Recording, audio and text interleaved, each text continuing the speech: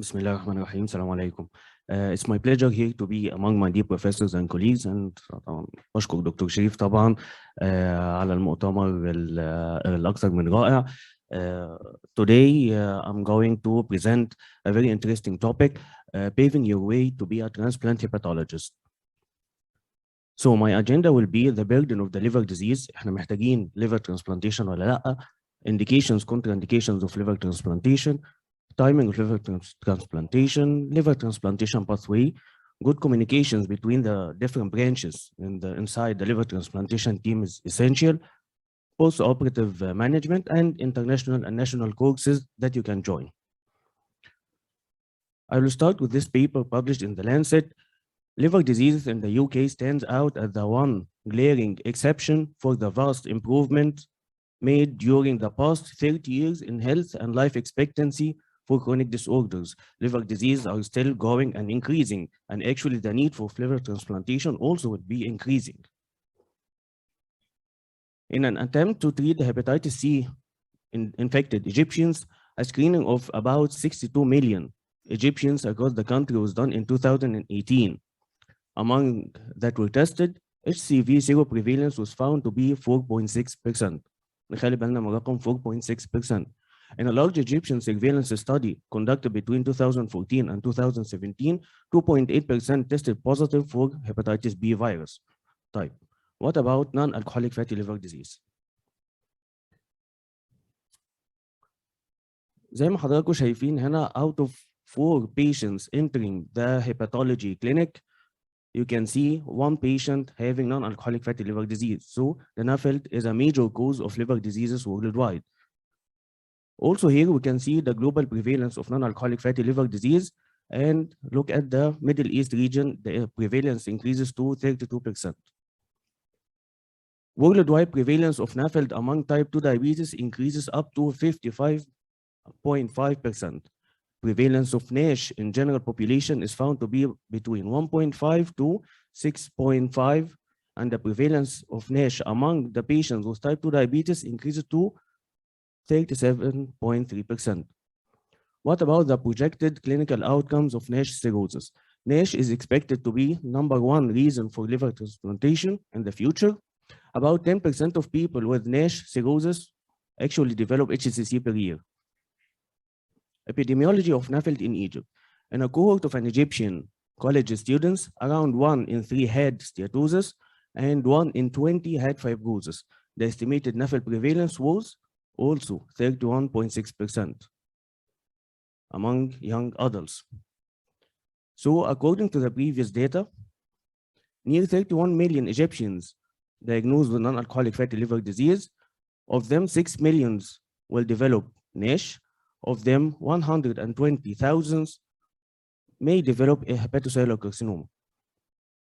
So among near 5,000 young adults underwent liver transplantation in the United States, the incidence of liver transplants performed for NASH cirrhosis increased from 0.5% in 2002 to 4.4% in 2012, and expected to increase to 8.24 by 2022. What are the indications of liver transplantation when the general hepatologist sends a patient for a liver transplantation? The indications might be clinical indications such as recurrent or severe hepatic encephalopathy, refractory ascites, spontaneous bacterial peritonitis, hepatorenal syndrome, refractory cholangitis or severe cholangitis or recurrent pruritus, also refractory or recurrent variceal bleeding. Biochemical indications include serum albumin below 2.8 milligrams, INR above 1.7, serum bilirubin above 2, or MELD score above 15.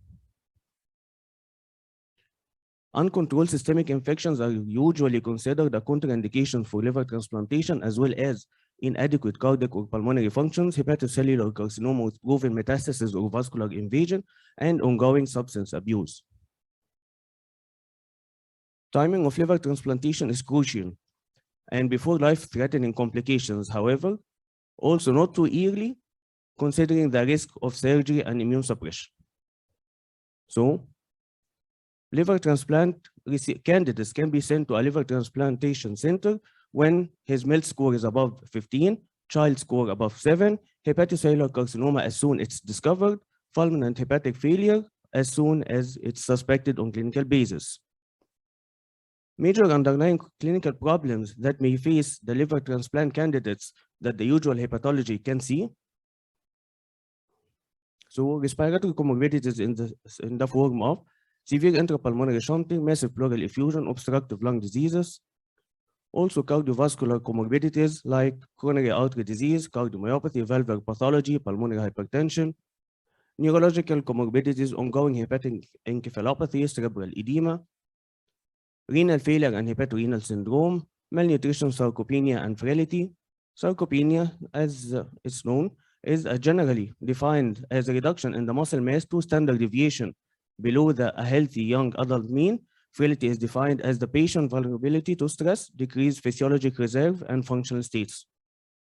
Frailty is measured using the Fried frailty phenotype consisting of 5 components, including unintentional weight loss, low physical activity, exhaustion, slow gait speed, and weak hand grip strength. A score of 3 to 5 is defined as frail, 1 to 2 pre-frail, and 0 is a non-frail.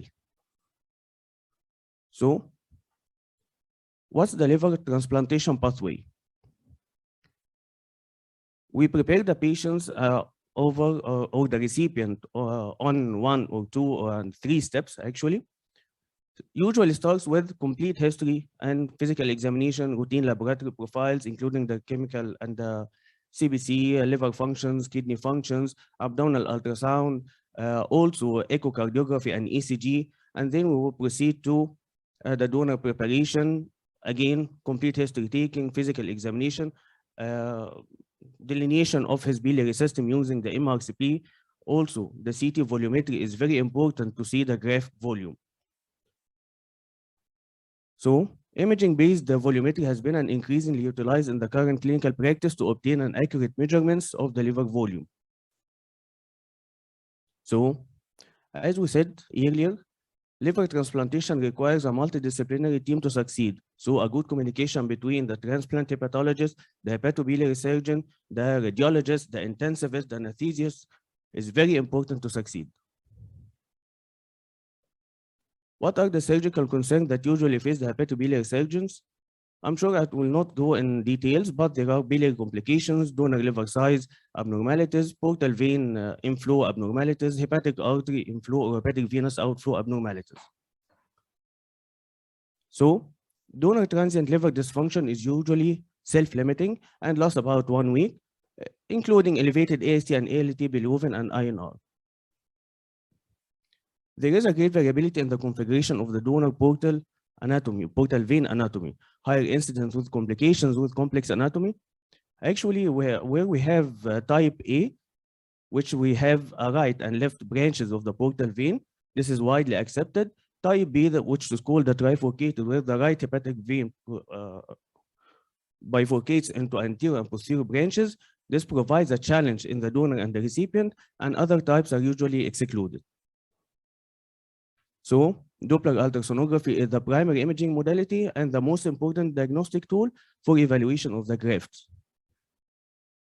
Post-operative management requires a coordination between the hepatologist and the intensivist regarding the hemodynamic stabilization, electrolyte correction, respiratory support, graft and organ function support, and adjusting the immunosuppression. Fast-track protocols have been recently introduced in the liver transplantation program. Fast transplantation or fast-track protocol is effected through multiple steps, many of which incorporate previously established and validated interventions into a single compendium applied to liver transplantation recipient. It shortens the duration of the ICU stay, can be up to 3 days only, and then the patient should be transferred to the ward. So, when the patient should be transferred from the ICU to the general ward. When he is stable hemodynamics, no active bleeding, no ongoing transfusion requirements, able to clear his own secretion and awake. So in the ward, short daily clinical examination, including the fever and the vital signs, abdominal pain, fluid retention, liver transplantation laboratory profile type 1, chest X-ray, abdominal ultrasound, and hepatic Doppler, hemoglobin and bilirubin in the drains, accurate fluid balance.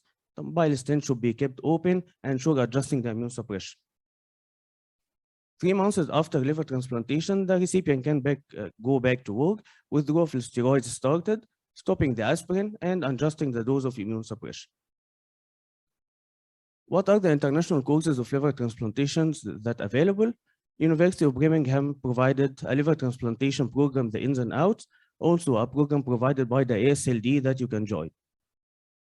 Regarding the national courses in liver transplantation, Qasr Al Ain have provided liver transplantation for the hepatologist diploma with a 12-month duration provided by the endemic medicine and the endemic internal medicine departments. Qasr Al Ain Consortium with Liver Transplantation Program is also available that you can join. And thank you very much.